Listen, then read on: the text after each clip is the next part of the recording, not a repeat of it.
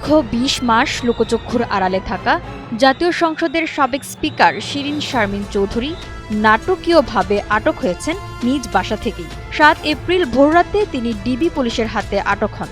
ছাত্র জনতার তীব্র আন্দোলনের মুখে ২০২৪ সালের ৫ আগস্ট দুপুরে সংসদ ভবন এলাকায় নিজের সরকারি বাসভবন থেকে বেরিয়ে যান তিনি। বিভিন্ন সূত্রে জানা যায়, তিনি এতদিন সরকারের তীক্ষ্ণ নজরদারিতে ছিলেন। ২৪-এর ৫ আগস্ট অভ্যুত্থানের পর লাখো মানুষ সংসদ ভবনের দিকে অগ্রসর হতে দেখে জীবন বাঁচাতে সংসদ এলাকার নিজ বাসভবন থেকে আত্মগোপনে যান শিরীন শারমিন। পলায়নের সময় শিরীনের সঙ্গে ছিলেন স্বামী ও কনিষ্ঠ সন্তান। তবে সংসদ ভবন থেকে বেরিয়ে তিনি কোথায় গিয়েছিলেন তা এখনও রহস্য ঘেরা। সরকার পতনের ২৭ দিনের মাথায় ২০২৪ সালের ২ সেপ্টেম্বর স্পিকার পদ থেকে তিনি পদত্যাগ করেন। যদিও কোনো স্বাধীন সূত্র থেকে তা তখন নিশ্চিত করা সম্ভব হয়নি তিনি স্বেচ্ছায় পদত্যাগ করেছেন কিনা। গুঞ্জন ছিল তিনি ক্যান্টনমেন্টে আশ্রয় নিয়েছিলেন এবং সেখানে সেনা হেফাজতে থেকে পদত্যাগ করেন। আত্মগোপনে থাকা অবস্থায় ফ্যাসিস্ট সরকারের ৩ ভুয়া পার্লামেন্টের স্পিকার শিরীন শারমিন ২০২৪ সালের ৩ অক্টোবর পাসপোর্ট পেতে আবেদন করেন। দেশ ত্যাগের উদ্দেশ্যেই তিনি সবুজ পাসপোর্ট সংগ্রহ করেছিলেন বলে তখন চাউর হয়। একই বছরের ১০ অক্টোবরে অজ্ঞাত স্থান থেকে তিনি পাসপোর্টের জন্য আঙুলের ছাপ ও চোখের আইরিশ দেন বলে অভিযোগ পাওয়া যায়।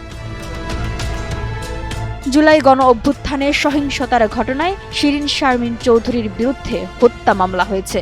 রংপুরে গুলিবিদ্ধ হয়ে স্বর্ণ শ্রমিক মুসলিম উদ্দিন নিহত হওয়ার ঘটনায় ২০২৪ সালের ২৭ আগস্ট শিরীন শারমিন চৌধুরী, সাবেক বাণিজ্যমন্ত্রী টিপু মুন্সি সহ ১৭ জনের বিরুদ্ধে হত্যা মামলা করা হয়।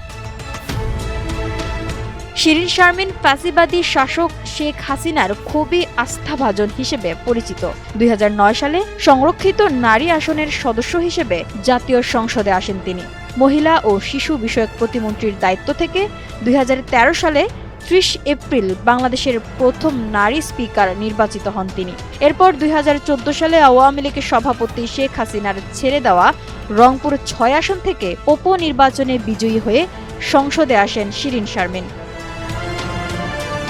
জুলাই আন্দোলনের সময় আশরাফুল হত্যা চেষ্টা মামলায় গ্রেপ্তার হওয়া সাবেক স্পিকার শিরীন শারমিন চৌধুরীকে কারাগারে পাঠিয়েছে আদালত। এ মামলায় তাকে ২ দিন রিমান্ডে নিয়ে জিজ্ঞাসাবাদের আবেদন করেন গোয়েন্দা পুলিশ। অন্যদিকে শিরীন শারমিনের পক্ষে জামিনের আবেদন করেন তার আইনজীবী।